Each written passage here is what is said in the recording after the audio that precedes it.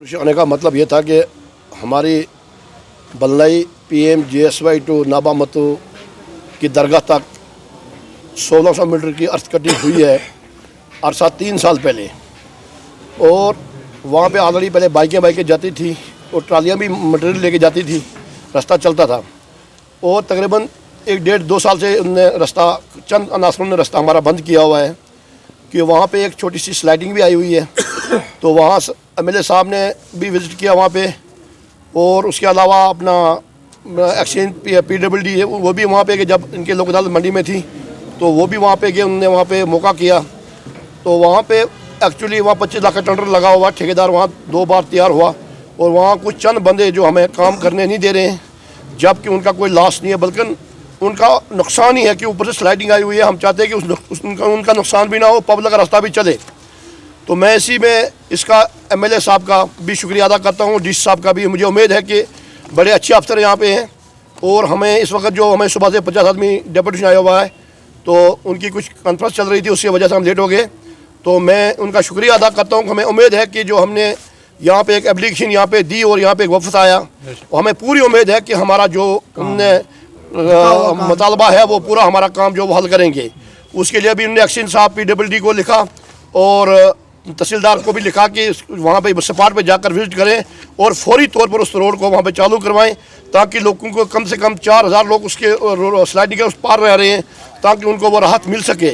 तो मैं MLA साहब को भी उनकी भी रिक्वेस्ट करता हूँ और उनको भी गुजारिश करता हूँ कि मेहरबानी करके आप भी इसमें, क्योंकि आपने स्पॉट पर जाकर देखा, वहाँ लोगों की बात सुनी और वहाँ पे आपने विजिट भी किया कि देखा वहाँ पे क्या हालात उन लोगों की है।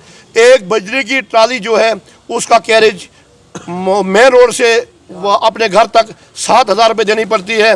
3000 की बजरी की ट्राली खरीदते हैं और 7000 कैरेज जाती है।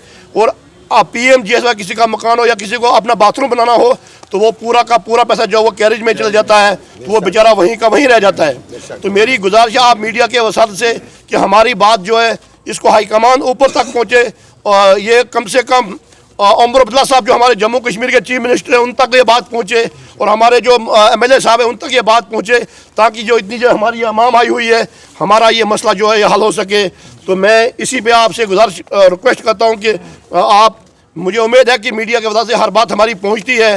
तो सुबह से आप भी हमारे साथ यहाँ खड़े हैं, तो मैं आपसे इजाज़त चाहता हूँ, आपका भी शुक्रिया अदा करता हूँ और DC साहब का फिर एक बार शुक्रिया अदा करता हूँ कि मुझे पूरी उम्मीद है कि बड़े अच्छे अफसर है यहाँ पे कि हमारे। हम एक सरपंच जमालुद्दीन बागरे हैं, मैं बल्लई पंचायत से बिलोंग करता हूँ। देखो मीडिया वाले हैं यहाँ, DC साहब हैं, सबको पता है कि तंग आया कि जंग आया। अगर तंगी नहीं होती तो इतने 50 आदमी यहाँ पे नहीं आता ये करके, किसी के पास बेचारे का किराया नहीं है। हम 2 बार यहाँ पे आए, एक बार हम DC साहब ने रास्ता खोला था मगर उन्होंने दोबारा से बंद किया है। हम इसलिए आए, हम तंग आए हुए हैं।